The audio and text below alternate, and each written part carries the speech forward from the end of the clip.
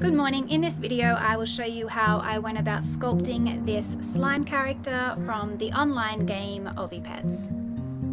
Let's start by going in-game and playing around with the visualizer. I set all the colors to white and pick some of my favorite mutations. Once I am happy with what I chose, I then make a couple of sketches to the size I want the final sculpt to be.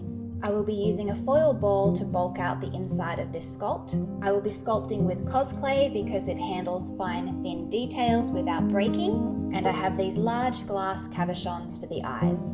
We will start by covering the foil ball with a thin layer of rolled out clay, figuring out where I think I want the eyes to go, shaping some wire to match the curves of the tail, remove the clay from the eye sockets and start indenting the foil ball. I want the eyes to be almost flat with the front of the slime's face, so I'm going to build up the outer edges with some clay to help push those outer edges forward. I was really excited about what I was going to do with these eyes, but it didn't end up working, but I'll show you the process anyway. I made some orange circles and started putting orange and gold glitter on them. They are so sparkly and I really wish this worked. After they were baked, I super glued the glass cabochon on top. They look so beautiful, but they exploded in the oven. I've seen people do a similar process with UV resin or two-part epoxy, so I might try that in the future. Obviously, the super glue does not work. For the tail, I roll out a length of clay. I use a scalpel to cut down the entire length, making sure that I don't cut through to the other side. Carefully open up that cut a little bit.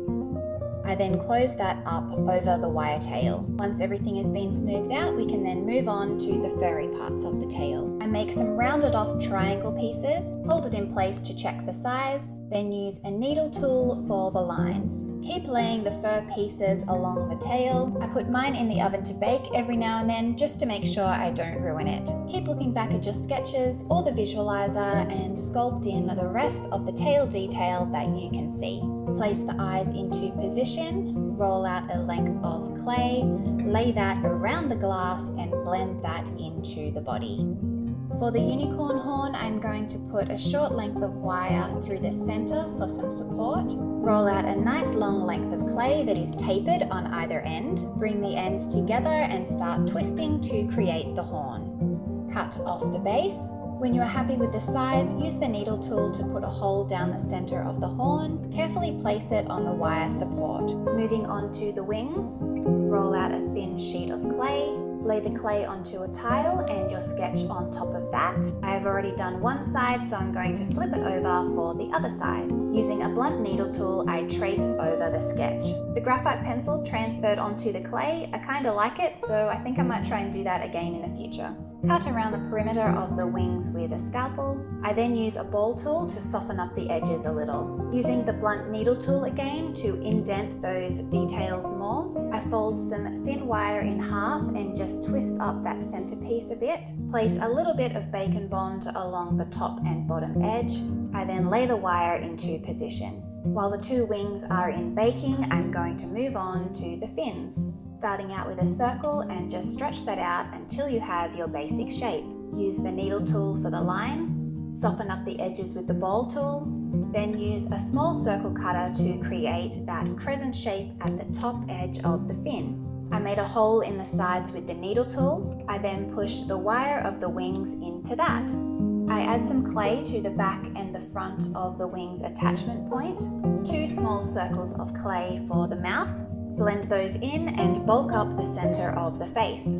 Place on a little oval for the nose. Roll out some more lengths of clay. These will be placed along the top and bottom edges of the wings. Roll out various sized balls and flatten them to create the spotted body. After it has been baked, I then use PVA glue as a primer. Since you've been watching this video through this far, why don't you hit that like button and make sure you are subscribed. I'll be painting this with cheap acrylic paints and putting the mixes in these little containers. I'm basing these colours off of my teal and orange colour series in game, completely covering the body and the tail with the base colour. Once that dries, go in with a second or a third coat depending on the quality of your paints. I then laid out the base colours for the wings, eyes and horn. Outline the perimeter of the wings with orange. I mixed in some white with the original teal for the spots and the ends of the fins. I am using a small ball tool to create those tiny little dots on the body.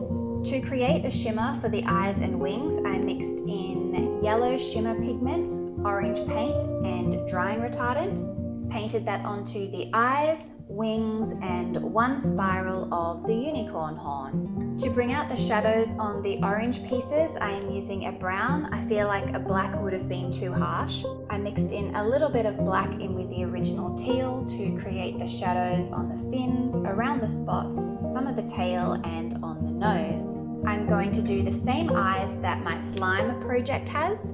Instead of going straight in with the black paint, I use the orange to get the size and shape right first. Painting the black of the eyes makes me so nervous, especially when I've had too much caffeine. I use the brown paint again and a small brush for the detail on the fairy wings. Use a ball tool and white acrylic paint to create the highlights on the eyes. I covered the backs of the wings in various types of orange glitter, as well as the attachment points of the wings and around the base of the unicorn horn. I used PVA glue to attach the glitter. I did 4 coats of polyurethane gloss just on the eyes.